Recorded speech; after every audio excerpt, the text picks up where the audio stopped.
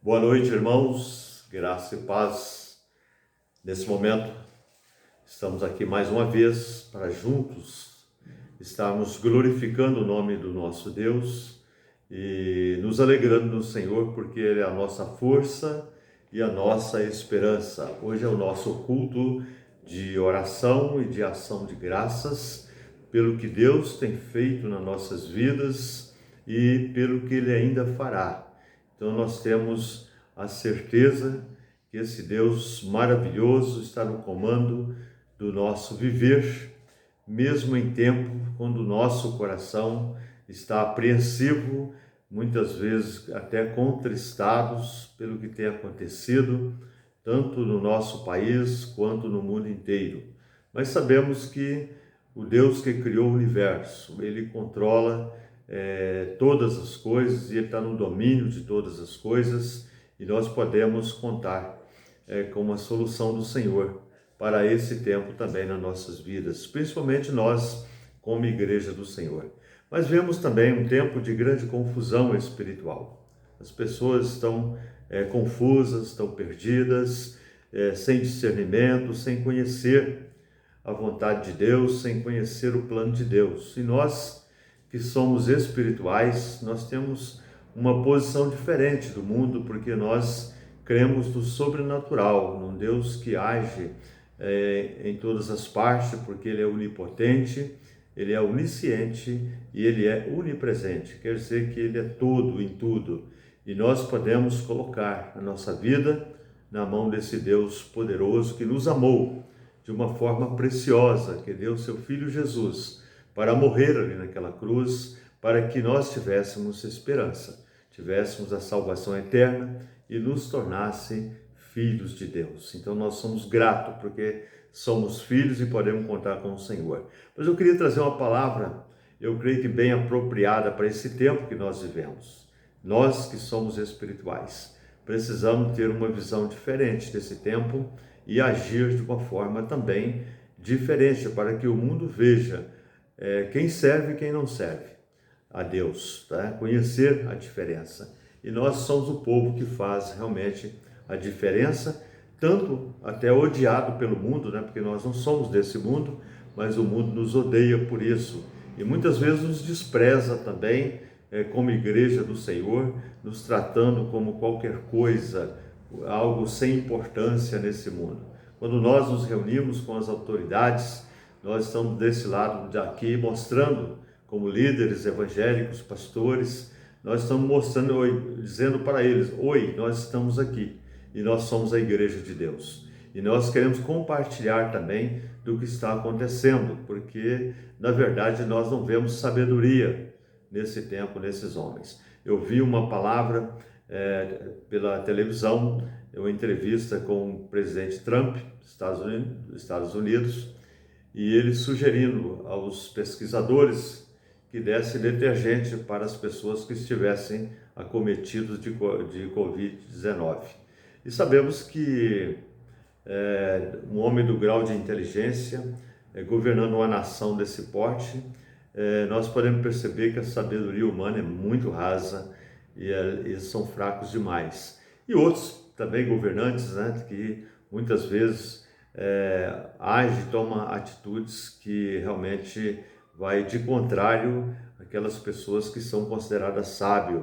E esta palavra, Paulo fala isso também naquele tempo. Em Coríntios, 1 Coríntios, capítulo 1, do verso 18 até o verso 23, ele diz assim: porque a palavra da cruz é loucura para os que perecem, mas para nós que somos salvos é o poder de Deus. Porque está escrito: destruirei a sabedoria dos sábios e aniquilarei a inteligência dos inteligentes. Onde está o sábio? Onde está o escriba? Onde está o inquiridor desse século? Porventura não tornou Deus louca a sabedoria deste mundo? Visto como a sabedoria de Deus, o mundo não conheceu a Deus pela sua sabedoria. Aprove Deus salvar os crentes pela loucura da pregação. Porque os judeus pedem sinal, os gregos buscam sabedoria, mas nós pregamos a Cristo crucificado, que é escândalo para os judeus e loucura para os gregos, né? Jesus aqui, o apóstolo Paulo, ele dizendo o conteúdo, o teor da pregação dele, que foi Cristo crucificado, sabedoria de Deus. E nós fazemos parte desse povo que aceitamos essa sabedoria de Deus e vivemos por ela.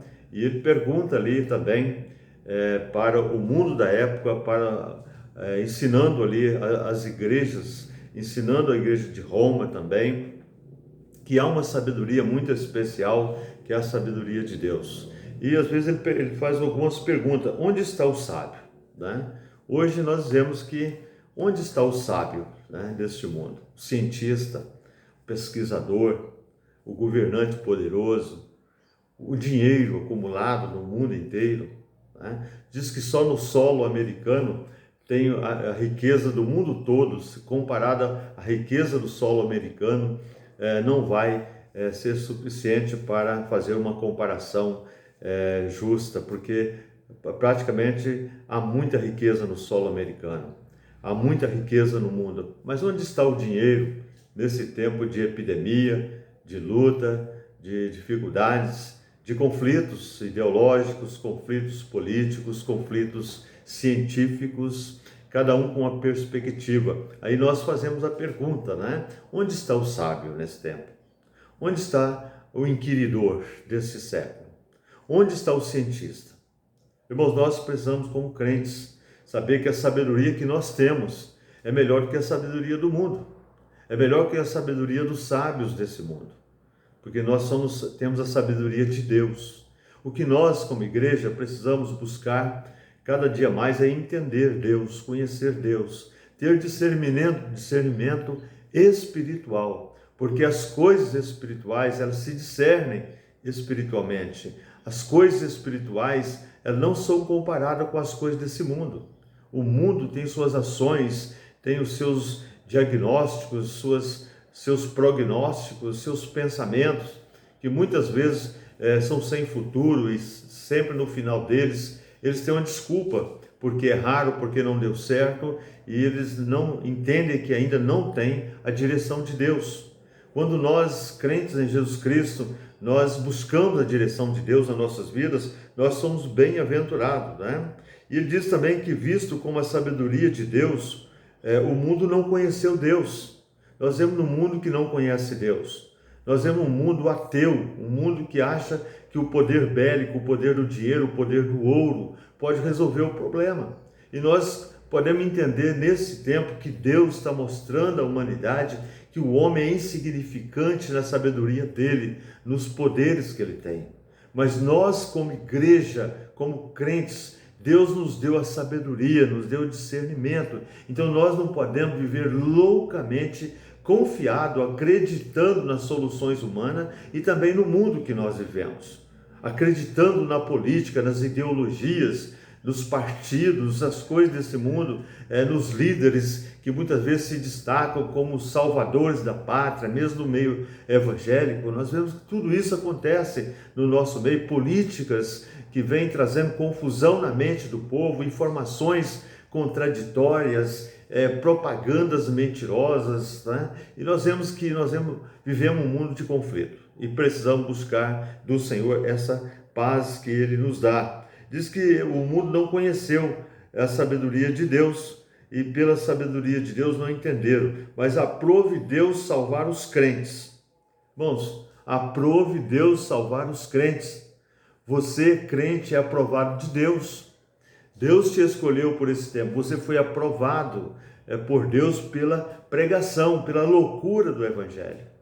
O mundo nos vê como loucos, como pessoas que não têm nenhum valor, nenhum sentido na questão social, e nós vemos que Deus está mostrando nesse tempo os valores cristãos, para que nós possamos prosseguir caminhando, lendo a palavra, adorando a Deus e pregando a palavra da salvação. Então Deus te deu sabedoria, use essa sabedoria para disseminar a palavra do Senhor por onde você andar, testemunhando dos cuidados que Deus tem tido na sua vida, que não são poucos, né? Ele diz que os judeus, eles pedem sinal, os gregos buscam sabedoria, mas nós buscamos o Senhor Paulo diz, mas nós pregamos a Cristo crucificado, que é escândalo para os judeus e loucura para os gregos. Irmãos, precisamos continuar falando do amor de Deus, mesmo que somos desacreditados pelo mundo aí fora, desacreditados quando pregamos a palavra, nós devemos continuar pregando a palavra que salva, o Deus que salva, o Jesus que desceu a esse mundo para nos salvar, para nos dar vida eterna. Nós vemos que esse é o tempo de testemunhar, porque nós temos essa palavra, né, que foi escândalo na época para os judeus, para os gregos, né, pregar a cruz de Cristo, Cristo morrendo ali, mas Cristo morreu como solução para o problema do homem, né? No verso 30, esse versículo diz, mas vós sois dele, em Jesus Cristo, o qual nos foi feito por Deus sabedoria e justiça, santificação e redenção. Para concluir esta palavra aqui, nós podemos, quero falar com os irmãos do que nós já dissemos em primeira mão, que o homem natural não entende as coisas de Deus, né? O apóstolo Paulo escreve aqui no capítulo 2 de 1 Coríntios, ele fala sobre isso. Ora, o homem natural não compreende as coisas do Espírito de Deus, porque lhe parecem loucura, e não pode entendê-las, porque elas se discernem espiritualmente. Irmãos, nós somos um povo que entende a mente de Deus, que entende a vontade de Deus. Então nós somos um povo especial, um povo diferente. Só que não podemos ficar acomodados nesse tempo. Para mostrar, olha, nós estamos aqui, nós somos o povo de Deus, o povo que é a solução para o mundo. Nós somos a solução para o mundo. Nós temos a inteligência de Deus. Nós temos a mente de Cristo. Então precisamos pôr isso em prática nas nossas vidas. Não perder tempo com ideologias, filosofias e outras coisas mais nesse tempo, não. Nós devemos mostrar aquilo que nós temos dentro do nosso coração. O melhor que nós temos dentro do nosso peito, que é o Espírito Santo de Deus, que nos tornou espirituais pela pregação do Evangelho. Então nós não podemos misturar com essa salada que está sendo feita no nosso país. Nós temos que ter discernimento, mostrar quem somos, que somos povo de Deus, povo especial, né? Ele diz que o homem natural não compreende as coisas do Espírito de Deus. E nós sabemos disso, porque elas se discernem espiritualmente. Mas o que é espiritual discerne bem tudo. E ele de ninguém é discernido. Irmãos, você tem uma força dentro de você. Você consegue ver as coisas. Você consegue ter discernimento do que está acontecendo à sua volta, se você é realmente espiritual. Mas se você não for espiritual, você vai ficar confundido, apavorado, como o mundo está. Você precisa entender que nós somos diferentes, temos o Espírito Santo no nosso coração, como aquele que nos guia, nos fortalece, nos dá inteligência e sabedoria para viver tempos bons e tempos difíceis. O mundo é feito assim, a vida é feita assim, tempos bons e tempos ruins, tempos de viver, tempos de morrer, tempos de plantear, tempos de alegrar. O próprio Salomão já dizia isso na sua sabedoria. Nós somos esse povo, não podemos sair preocupados se daqui a 10, 20 dias vai haver uma mortandade de 1000 pessoas. Nós devemos pedir a Deus que não haja essa mortandade, que esse vírus seja aniquilado. A oração do crente é para que ninguém morra com isso, que nem ninguém seja atingido, principalmente os domésticos da fé. Que nós possamos vencer e mostrar ao mundo que é um Deus de poder, um Deus maravilhoso. Então nós precisamos pôr em ação a nossa fé, porque nós somos espirituais. O mundo não nos entende, mas nós entendemos o mundo. Basta nós nos colocar na posição certa. Não deve colocar em outra posição nesse tempo, não. É a posição de ser espiritual, para buscar as coisas espirituais. Discernimento espiritual. Porque quem conheceu a mente do Senhor, para que possa instruí-lo? Mas nós temos a mente de Cristo. O apóstolo escreve aqui, a igreja de Corinto, mas nós temos a mente de Cristo. Irmão, você tem a mente de Cristo. Não deixa que essa mente de Cristo seja poluída com esta porcaria de informação que você recebe todo dia, dessas influências políticas malignas que você está vendo a todo momento, com esses governantes perdidos no contexto, para que esses médicos, cientistas perdidos, porque a sabedoria deles não vale de nada, porque eles não buscam a Deus. Irmãos, Deus quer te usar nesse tempo. como vaso de honra para esse mundo tão complicado, vaso que leva a mensagem de amor, vaso que confia no Senhor, vaso útil na obra de Deus, pessoas que vai servir de força para aqueles que estão à sua volta, porque são espirituais, pessoas que têm discernimento, pessoas que têm bons conselhos, não pessoas que têm conselhos malignos, conselhos fermentados por políticas vaidosas e mentirosas e corruptas. Irmãos, precisamos alinhar o nosso pensamento, a nossa mente com a mente de Cristo, porque nós temos a mente de Cristo. Então mostra que você tem a mente de Cristo, produzindo frutos espirituais, discernindo as coisas espirituais com as coisas espirituais, porque o que estamos vivendo nesse tempo é algo espiritual. Então a igreja está passando por esse momento. Eu creio que é um momento de prova da igreja do Senhor, para que nós possamos ser aprovados, porque Jesus em breve virá.